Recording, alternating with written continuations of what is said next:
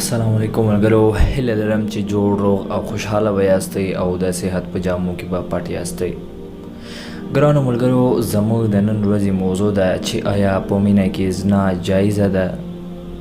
د حضرت علی رضی الله تعالی عنہ په خدمت کې یوه میرمن حاضره شوه او ترې ویې پوښتل: یا علی رضی الله تعالی عنہ، زه له یو کس سره ډیره مینه لرم او هغه هم له ما سره ډیره مینه لري.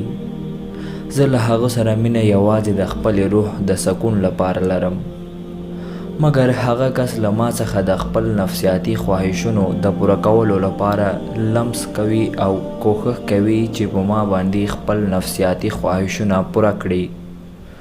یا علی رضی الله تعالی عنہ، زما سوال دا ده چې که هغه زما جسم لمس کړي او هغه د خپل نفس لوږه په ما پوره کړي، آیا دا جایزه ده؟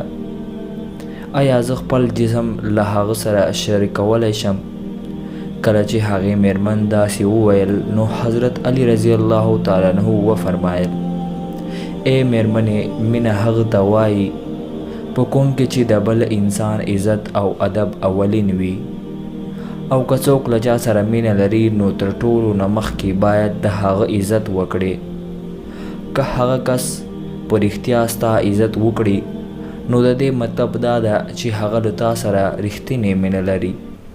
مګر که هغه ستا جسم لمس کول غواړي او یا په تا باندې خپل جسمانی خواهشونه پوره کول غواړي، نو د دې مطلب دا ده چې دا یوازې د مطلب مینه ده، چېرته چې د مینې تر لرې هیڅ نام او نښان موجود نه ده. که تا ته داسې ښکاري چې دا مینه ده، نو دا مینه نه ده، بلکې دا خو یوازې د خپل نفس د آرامتیا لپاره تا سره مینه کوي.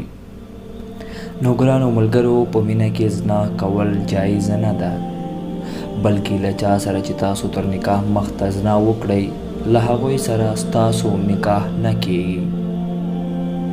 ګرانو ملګرو، که ویډیو مو خوښه شوې وي نو لایک یې کړئ او شیر یې کړئ، او د لا نورو داسې ویډیوګانو لپاره زموږ چینل سبسکرایب کړئ.